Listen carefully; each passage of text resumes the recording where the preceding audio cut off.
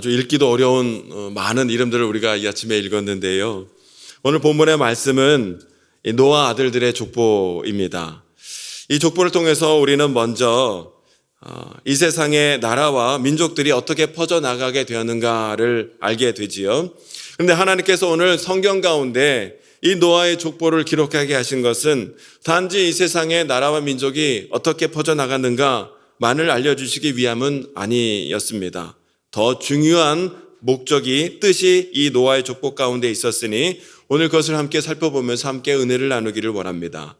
오늘 본문에 나오는 노아의 족보를 보면 노아의 세 아들 셈과 함과 야벳 가운데 특별히 이렇게 쭉 보면 이 함의 족보에 대해서 가장 길고 자세하게 기록되어진 것을 우리가 눈으로 확인하게 되지요. 무슨 의미일까? 무슨 뜻일까 생각해 봤을 때 세상이 또다시 죄악으로 물들고 있다라는 것을, 이것이 먼저 말씀해 주고 있다라는 것이죠. 아버지 노아의 부끄러움과 수치를 비웃었던 이 함의 자손들이 이 땅 가운데 많이 번성하게 되었고 그와 함께 또한 죄악도 많이 퍼지게 되었다.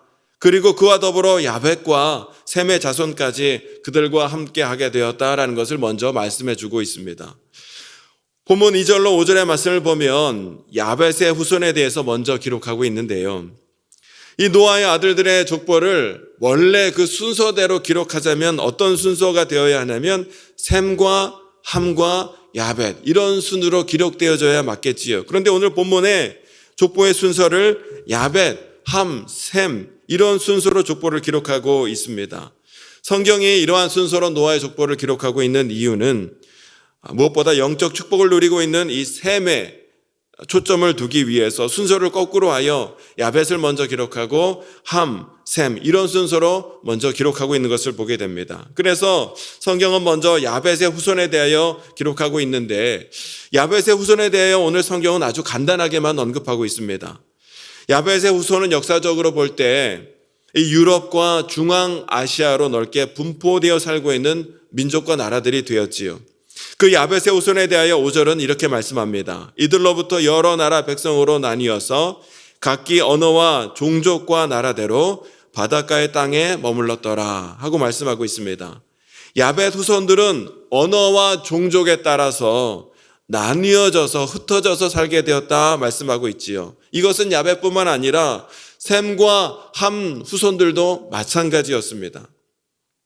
이들은 모두 언어와 종족에 따라 나뉘어 살게 되었다라고 말씀하고 있지요. 이렇게 여러분 언어로 인하여 나뉘어지고 흩어지게 되는 것, 여러분 이게 언제 있었던 일입니까? 창세기 11장 다음 장에 있는 창세기 11장 바벨탑 사건 때 이 일이 일어났던 것이죠.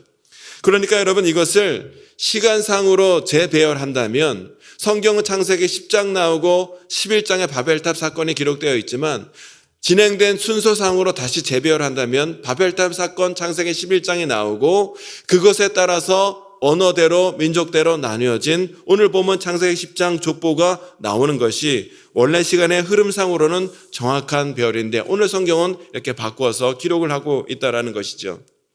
6절로 20절의 말씀을 보면 이젠 함의 족보가 나오고 있습니다. 함은요 우리가 잘 알고 있는 대로 아버지 노아의 실수와 수치를 비웃었던 자였지요. 그래서 노아로부터 저주를 받은 불경건한 자손, 불경건한 후손이 되고 말았습니다.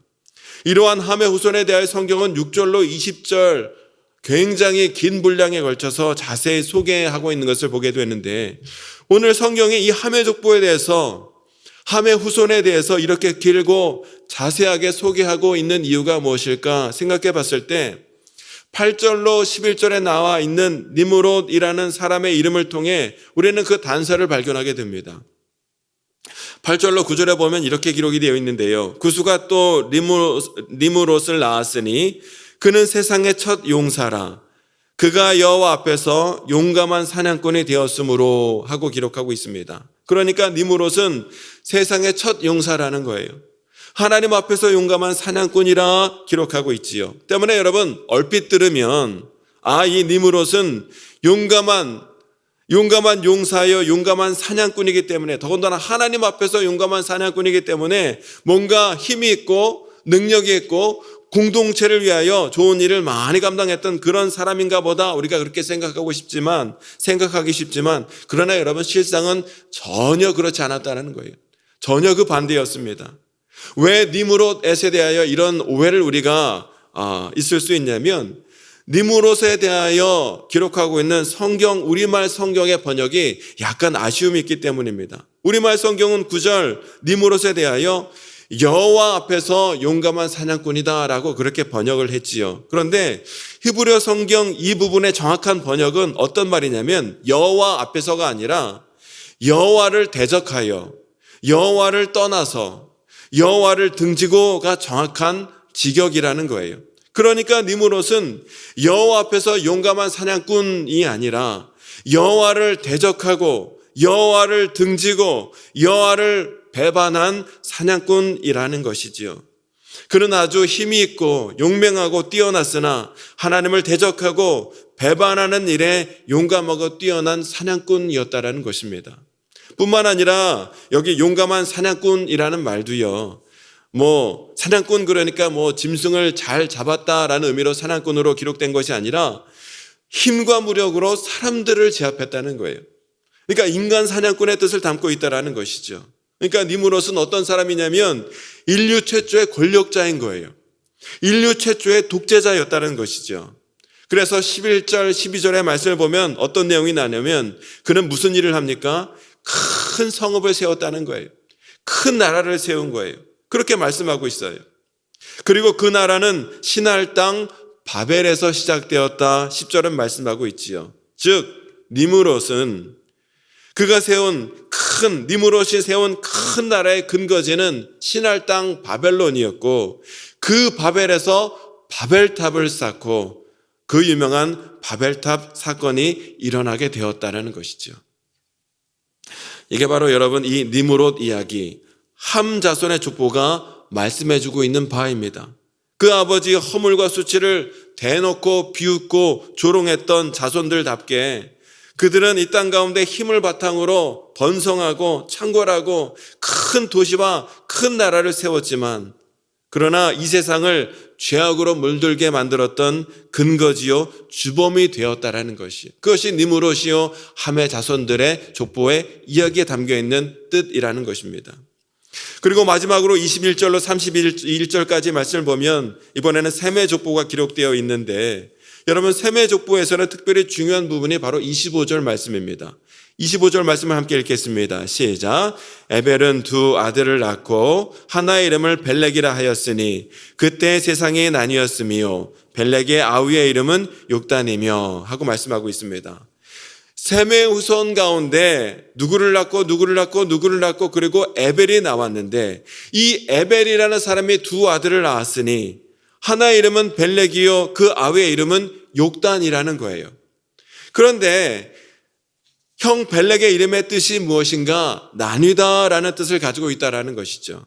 그러니까 에벨이 큰아들 이름을 벨렉이라고 지은 이유는 그때 세상이 나뉘어졌기 때문이라는 것입니다. 여러분 언제 세상이 나뉘어졌다고요? 바벨탑 사건 때. 그러니까 에벨은 바벨탑 사건의 주범인 이 니므롯과 동시대의 사람으로서 에벨이 살았던 시대에 이 니므롯이 신할 땅 바벨에서 사람들을 불러 모아 바벨탑을 쌓았다라는 것이지요. 그리고 그렇게 바벨탑을 쌓다가 하나님께 심판을 받게 되어 언어가 혼잡해지게 되었는데 그때 사람들이 언어와 인종에 따라 각각 나뉘어져서 흩어져 살게 되었다는 것입니다. 그래서 에벨은 그때 아들을 낳아 이름을 벨렉, 즉 나누다라는 이름을 지어주었다는 것이지요. 여기서 우리가 하나 눈여겨보아야 할 것이 무엇이냐면 에벨에게는 벨렉과 욕단 두 아들이 있었는데 오늘 본문 26절 이하에 보면 욕단의 족보는 나오는데 장자 벨렉의 족보는 나오질 않는 거예요. 이 장자 벨렉의 족보가 어디 간 것일까 이렇게 찾아봤더니 다음 장 창세기 11장 10절 이하에 셈의 족보가 다시 나오는 가운데 이 벨렉의 이름이 다시 등장하는 것을 보게 됩니다. 창세기 11장 10절 이하에 보면 셈의 족보가 쭉 나오기를 셈은 아르박삭을 낳고 아르박삭은 셀라를 낳고 셀라는 에벨을 낳고 에벨은 벨렉을 낳았다 하며 이 벨렉이 셈의 족보 가운데 정통계보로 그 이름을 올리고 있는 것을 보게 됩니다. 이게 무슨 말인가? 하나님께서는 하나님의 구속사를 이어가는 이 영적 계보 가운데 벨렉을 특별히 구별하여 그를 통하여 하나님의 구원의 역사가 이루어질 수 있도록 그렇게 역사하셨다는 뜻입니다. 여러분, 벨렉도 또 욕단도 똑같은 에벨의 자녀들인데 왜 하나님께서는 욕단이 아니라 이 벨렉을 통하여 하나님의 구원의 역사를 이뤄가신 것일까 생각해 봤을 때, 물론 그가 장자이기 때문에 그렇기도 하지만 여러분, 욕단의 후손들은 함의 후손들과 죄악된 이 함의 후손들과 뒤섞여 살았던 반면 벨렉의 후손들은 함의 후손들과 뒤섞이지 않았기에 하나님께서는 벨렉으로 하여금 하나님의 구원의 역사를 이뤄갈 수 있도록 그들을 남겨두시고 보존하셨다라는 것을 우리가 알게 된다는 것이에요. 그래서 여러분, 창세기 10장과 11절에 나와 있는 족보를 정리하자면 이 땅에는 셈과 함과 야벳의 후손을 통하여 사람들이 생기고 번성하기 시작했는데 니므롯으로 대표되는 이 함의 자손을 통하여 죄악이 가득하게 되었고 결국 그 죄로 인하여 사람은 흩어지고 나눠지게 되었다라는 거예요. 그러나 하나님께서는 이 죄악된 세상을 구원하시기 위하여 셈의 후손 가운데 벨렉의 자손을 구별하였고 구원의 씨앗으로 남겨두었고 결국 그 벨렉을 통하여 또한 아브라함이 나타날 수 있도록 하나님께서 역사하신 것을 오늘 우리가 족보를 통해서 알게 된다는 것이죠. 때문에 여러분, 오늘 본문의 말씀은 누가 누구를 낳고 누가 누구를 낳고 낯선 이름만 지루하게 나열되어 있는 것 같이 보이지만 이 땅을 구원하시기 위한 하나님의 구원의 계획을 이루기 위하여 아주 중요하게 등장하는 영적 인물 아브라함이 어떻게 등장되었는지를 알려주고 있는 것이 오늘 본문의 말씀 노아의 족보 이야기인 것을 우리가 알게 됩니다. 그래서 오늘 본문은 32절에서 이렇게 끝이 나고 있습니다. 이들은 그 백성들의 족보에 따르면 노아 자손의 족속들이요 홍수 후에 이들에게서 그 땅의 백성들이 나뉘었더라 하고 말씀하고 있습니다. 인류의 새로운 조상이었던 노아, 이 노아의 자녀와 후손들은 결국 갈라지고 나눠지게 되었다는 거예요. 이것이 인간의 역사이고 죄악의 역사라는 것이죠. 죄악으로 물든 세상은 끊임없이 분열하고 갈라지고 나눠지게 되었다는 것입니다. 이렇게 죄악으로 인하여 끊임없이 다투고 분열하는 이 인간의 역사 속에서도 그러나 하나님은 이 땅을 구원하시기 위하여 아브라함을 부르사 구원의 역사를 하나님은 이루어 가신다라는 것을 오늘 우리에게 말씀해 주고 있습니다. 오늘 본문의 말씀이 이 노아 아들들의 족보가 우리에게 주는 메시지의 결론은 이것입니다. 노아의 수많은 후손들이 이 땅 가운데 퍼져나갔지만 둘 중 하나의 길로 나가게 되었다라는 거예요. 바벨탑을 쌓는 죄악의 길로 나갔든지 아니면 아브라함의 의의 길로 나갔든지 두 길 중에 하나로 나갔다는 것이죠. 여러분, 바벨탑은요 높고 화려하게 보이지만 결국 그 길의 종국은 흩어지고 무너지고 멸망하는 길이 되고 말지만 그러나 아브라함의 길은 어떤 길입니까? 의의 길이에요. 순종의 길이에요. 그리고 그 길은 하나님께서 예비하여 주신 복의 근원으로 맞닿아 있는 길이 바로 아브라함의 길인데 오늘 이 말씀을 통하여 이 말씀은 우리에게 도전하시기를 당신은 지금 어느 길로 나아가고 있는가 그것을 우리에게 묻고 있는 줄로 믿습니다. 여러분은 지금 어떤 길로 나아가고 있습니까? 우리는 교만과 욕심, 다툼과 분열이 가득한 이 바벨탑으로 나아가는 길이 아니라 아브라함이 걸었던 의의 길, 믿음의 길, 순종의 길로 예수 그리스도와 함께 나아가고 있는 줄로 믿습니다. 우리가 다시 한번 복음을 단단히 붙들고 우리의 발걸음이 세상의 헛한 길이 아니라 아브라함의 순종의 길, 의의 길로 나아감으로 말미암아 하나님께서 예비하여 주신 귀한 복의 길로 인도함 받는 은혜가 오늘 저와 여러분에게 모두 있게 되시기를 주님의 이름으로 축원합니다. 함께 기도하기를 원합니다. 하나님, 이 땅 가운데 많은 사람들이 생기게 되었지만 주님을 모르는 많은 민족과 방언은 여전히 바벨탑을 쌓고 또 죄악의 길로 나아가고 있는 것을 보게 됩니다. 아버지 하나님, 그 가운데 우리를 구별하여 아브라함이 걸었던 의의 길로 걷게 하심을 감사드립니다. 끝까지 주님과 함께 의의 길을 걷는 자 되게 해 주셔서 우리에게 예배해 주신 하나님의